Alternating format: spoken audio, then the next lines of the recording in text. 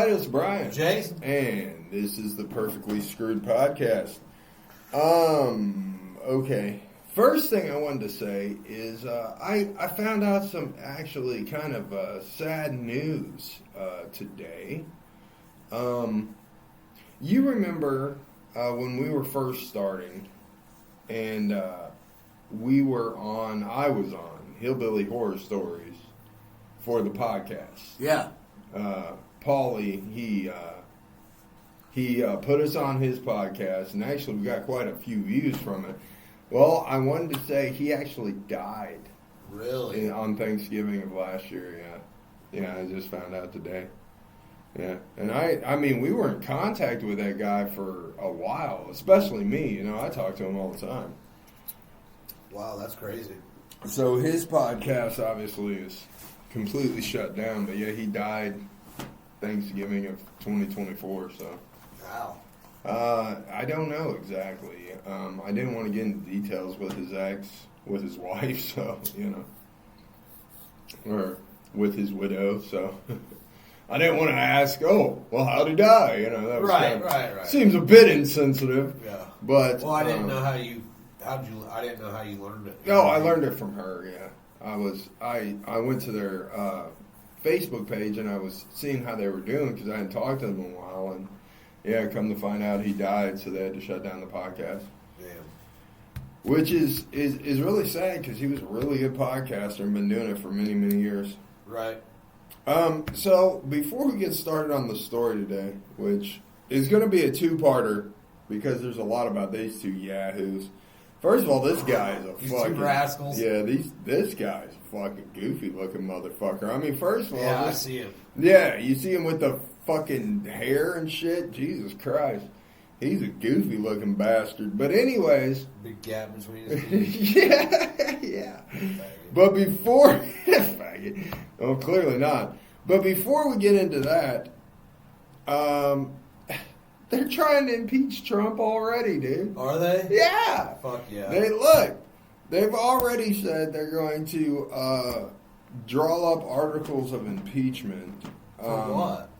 Because of the things he said about Gaza Strip. Okay, so he was with Israel's prime minister or whatever, and he said, you know what? The United States is just going to take over Gaza Strip over in Israel, and we're going to make it like Atlantic City.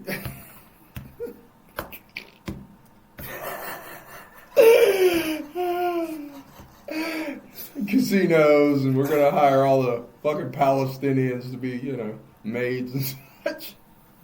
And he said that'll. They want him impeaching for that? Yeah, because you can't just go over and take over another country's fucking shit. But you can impeach. Well, of course not. But you can impeach somebody for saying it. Oh, it's not going nowhere. Right. They're not going nowhere with that. I mean, it's just nonsense because he pissed off Congress with his shit, and they just want to talk shit. I mean, they're not going to do anything about it.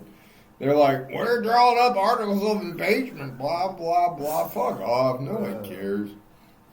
I just thought it was funny. It was humorous. I mean, probably within 10 years, it'll actually be true.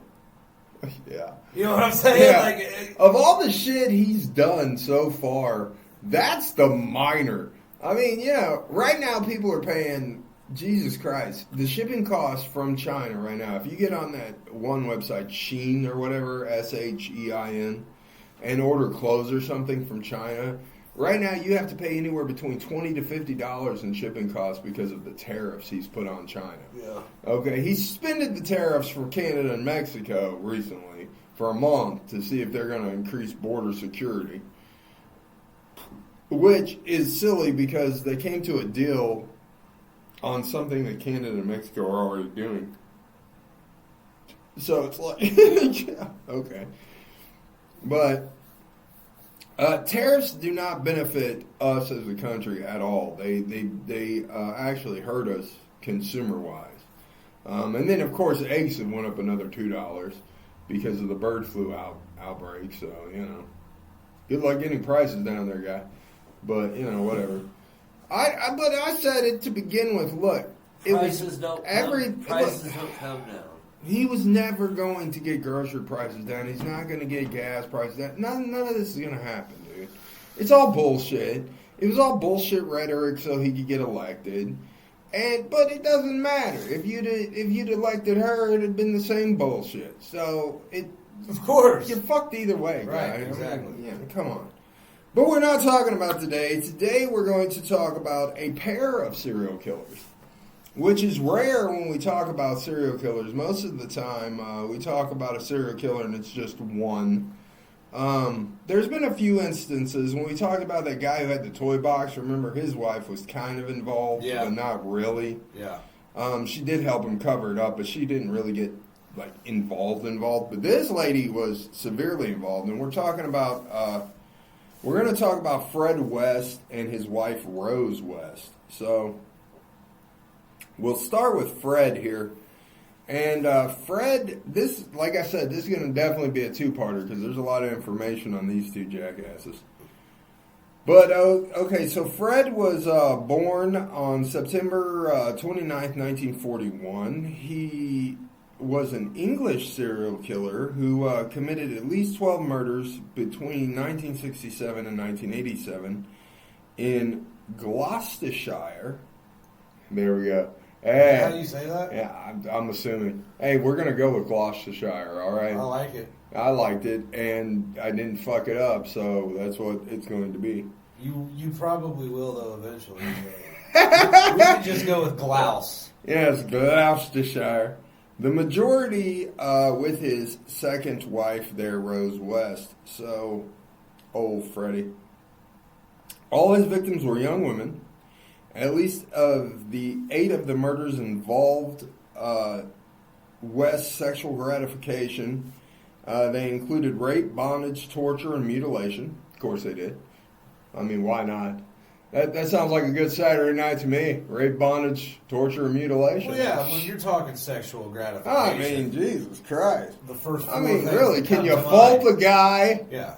I mean, God. Rape, bondage, torture, mutilation. If that's not the first 4 thoughts in your mind, I mean, you're getting sexually aroused. What are you doing?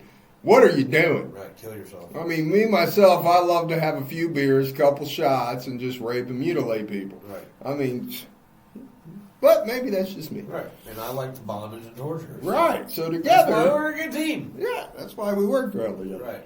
Right. So anyway. Yeah. So come take a ride in our van. Yes. Jump in the panel van. Okay. So the victims disembodied. Fuck! Disembodied. I was doing so well.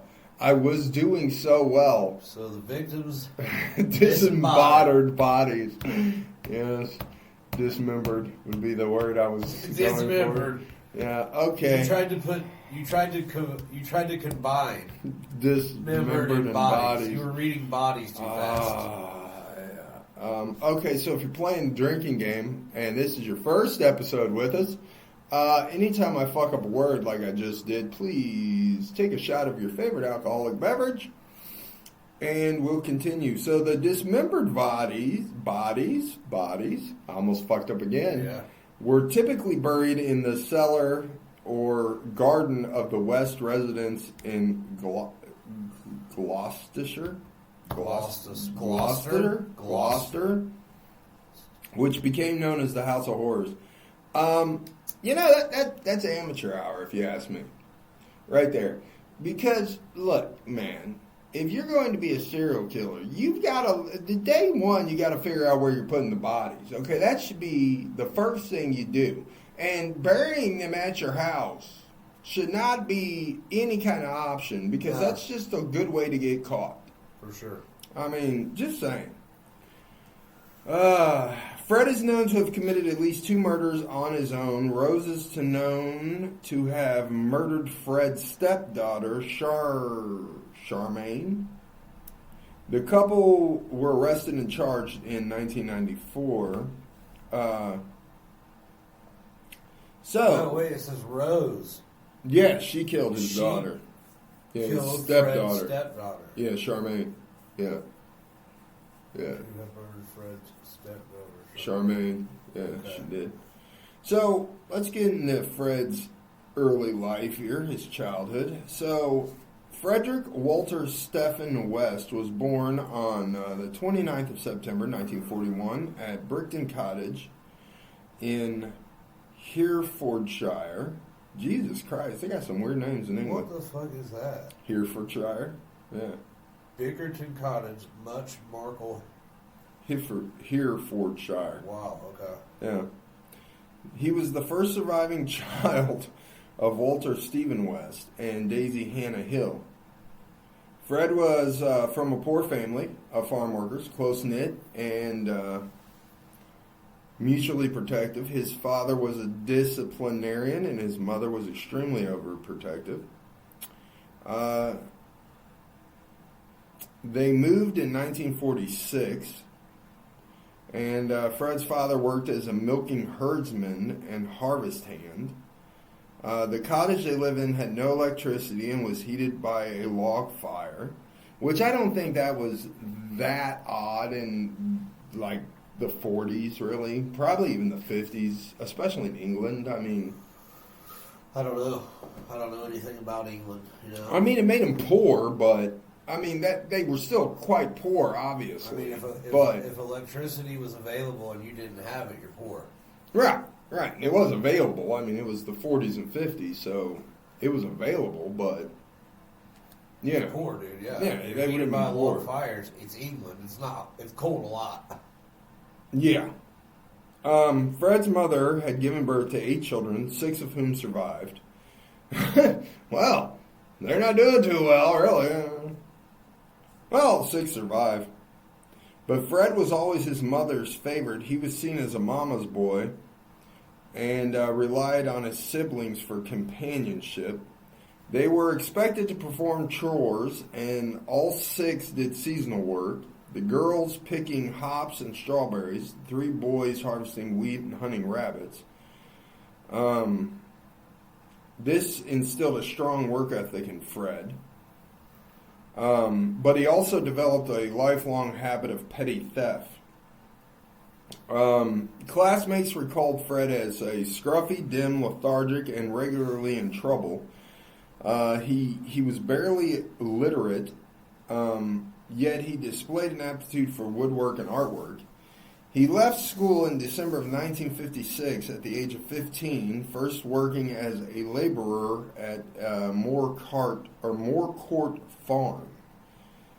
So, in 1957, Fred and his brother John... Wait, it says Fred later claimed that he had been sexually abused by his mother at age 12. And that he had engaged in acts of bestiality in his early teens. And that his belief that incest was normal stemmed from his father's incest with Fred's sisters. Fred's youngest brother Doug dismissed these claims as fantasy. Yes.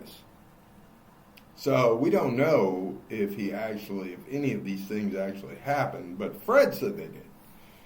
Fred said he was abused and all of this, but and you know it wouldn't surprise. That's a lot to make up, man. Abuse, but I mean, bestiality. Well, he probably did do incest. bestiality. I mean, we're talking about a serial killer here. But on top of that, that wouldn't be abnormal for the background of a serial killer. No. I mean, things like that do happen quite frequently when we look into the backgrounds of these guys. So it would not surprise me at all if he was sexually molested as a young child. Bestiality definitely doesn't surprise me because he was on a farm. And I mean, you know, it was the 50s after all. You know, fucking goats was kind of the norm.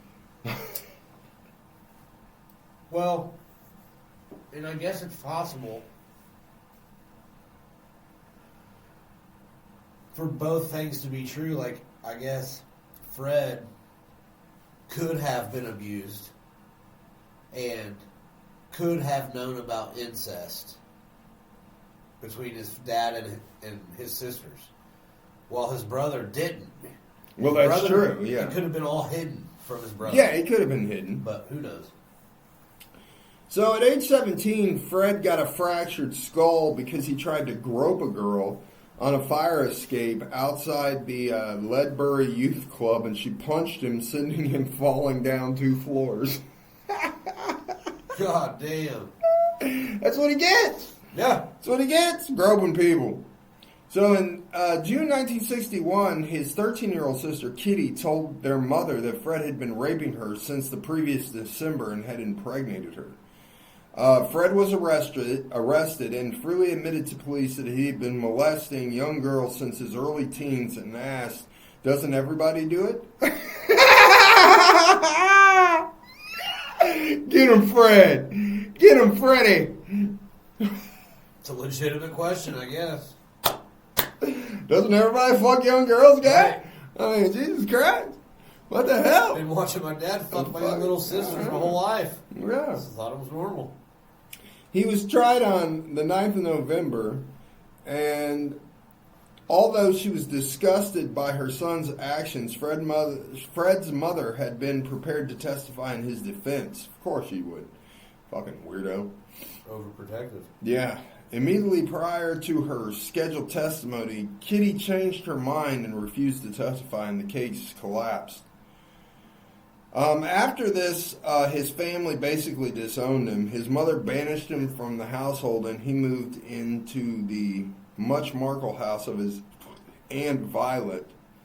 But by 62, he had reconciled with his parents, but not with most of his other family. So then he ends up, Fred, we're going ahead a little bit, and he marries a lady by the name of Catherine Rena Costello. So he became reacquainted with Catherine Rena Bernadette Costello in 62 when he was 21. He had first met Costello at a dance hall in 1960 and dated her for several months before she returned to Scotland. Costello was pregnant by a Pakistani bus driver at the time of her marriage to Fred and may have relocated to Glasgow to England due to members of her family expressing their displeasure that she was pregnant with a mixed-race baby. Which, yeah, 1950s, that was definitely a no-no. Yeah. Plus, she wasn't married, so, that was a double shot. No, Right. No. You can't just go around fucking Pakistani bus drivers. What the fuck's wrong with you, bitch? Fuck out of The here. hell? You gotta go to England, buddy. We can't have you in Scotland defiling the family name and shit with this Pakistani child. Fuck out of here. So she married Fred in Ledbury on September 17th. The sole guest was Fred's younger brother, John. They initially lived in Fred's aunt's home, then moved to Coatbridge. That's some stupid names in English and shit, dude. Coatbridge.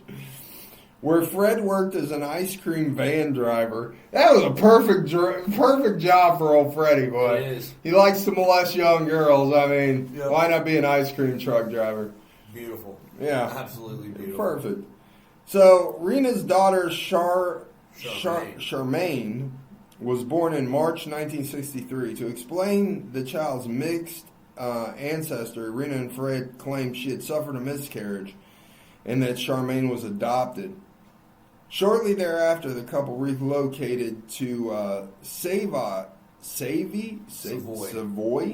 Street in Bridgeton district of Glasgow. So they had another daughter in July of 1964. That was Anna Marie.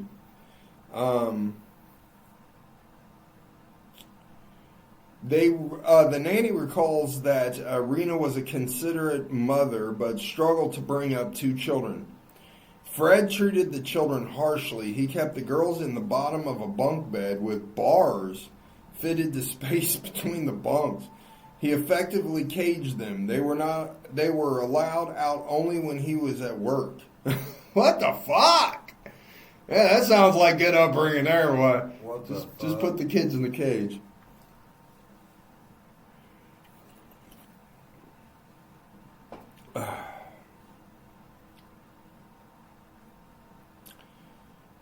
Okay, so Fred later admitted to having engaged in numerous affairs in the early years of his marriage and fathered one illegitimate child with a woman from the Gorbals.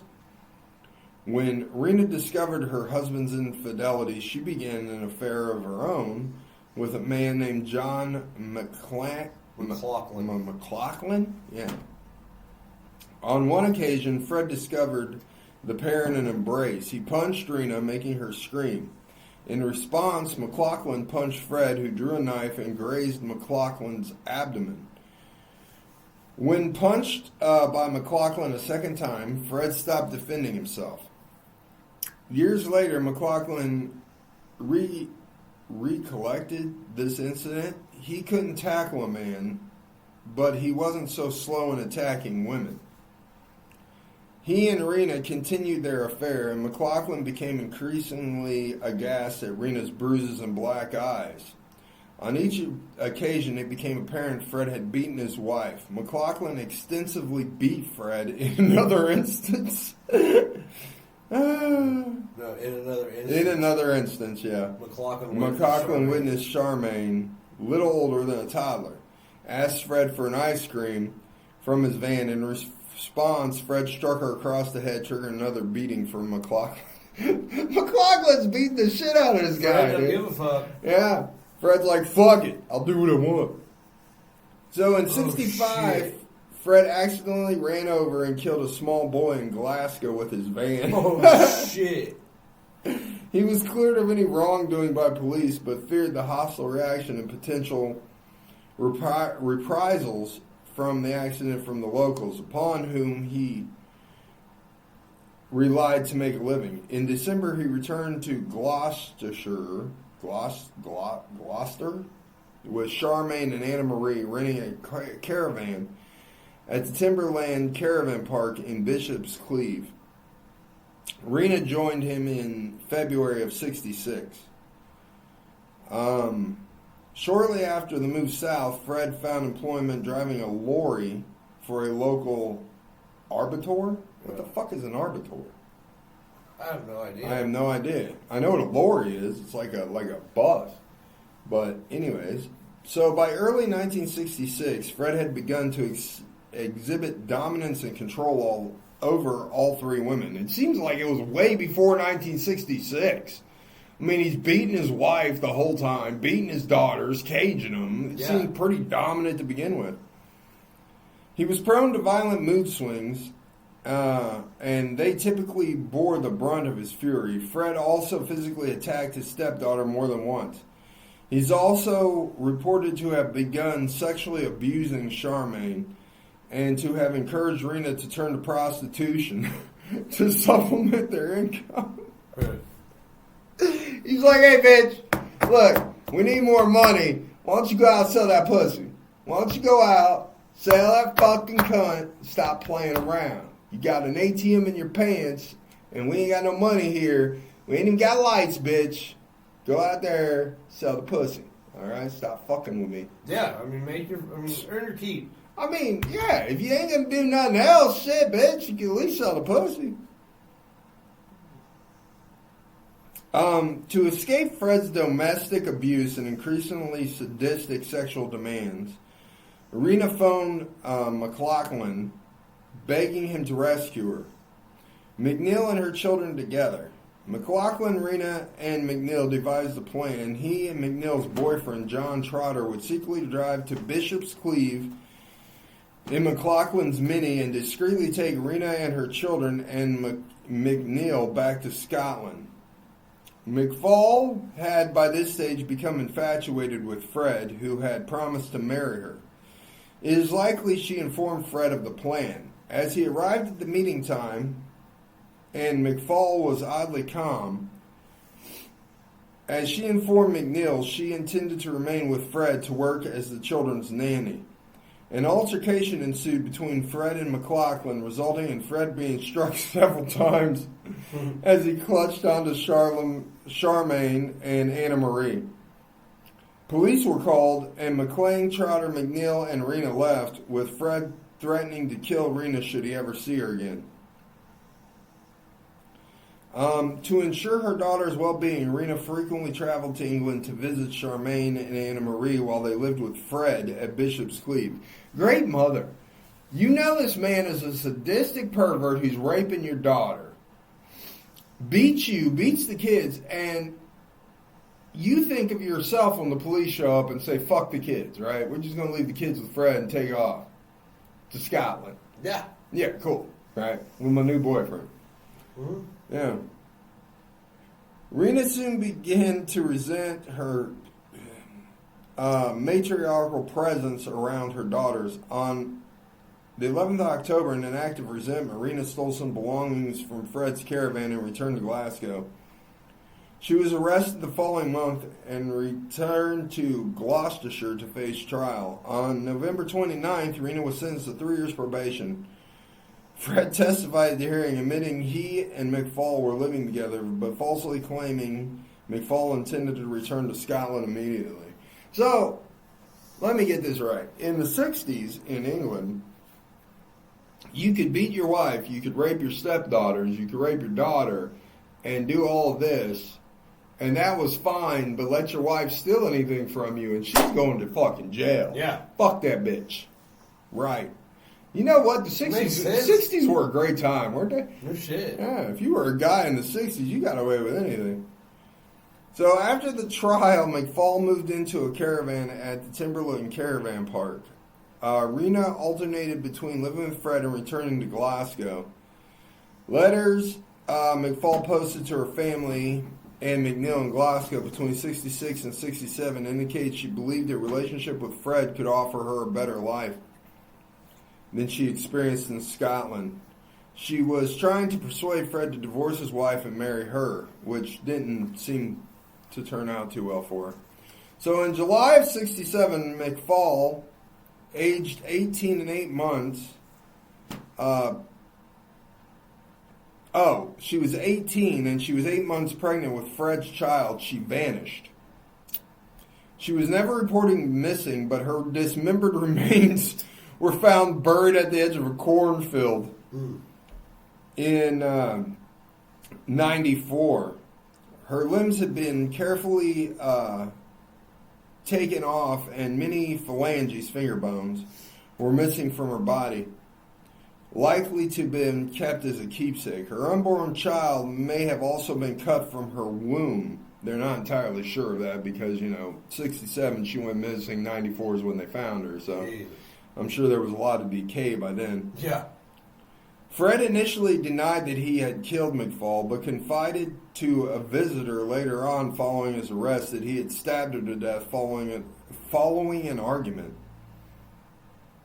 This explanation is inconsistent with the fact that her wrists were found with sections of dressing gown cord wrapped around them, suggesting that she'd been restrained prior to her murder.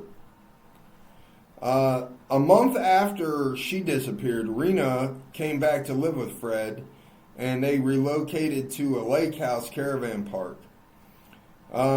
Their relationship initially improved, but Rena left the following year, again leaving the children in his care because she's a fucking worthless piece of shit. Wow. On these occasions, when Fred had no one to supervise and care for the girls, he temporarily placed them in the care of the social services. So, we're going to stop right there. When we get back, we're going to get into some of the murders, and we're going to get into where he met Rosemary, which will lead to the part of most of his murders, although Fred clearly has committed a murder before this. Because he, when she got pregnant, he got pissed and bound her and fucking killed her ass. Well, not to mention he ran over a little kid. Yeah, not to mention mention ice cream truck. Yeah, speed bump. Yeah. Yeah, cool. That's fine.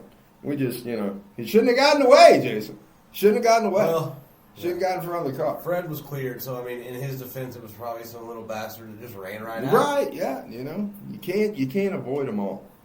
Well, anyways, this was the part 1 on episode of Fred and West, and we will see you next time. Later.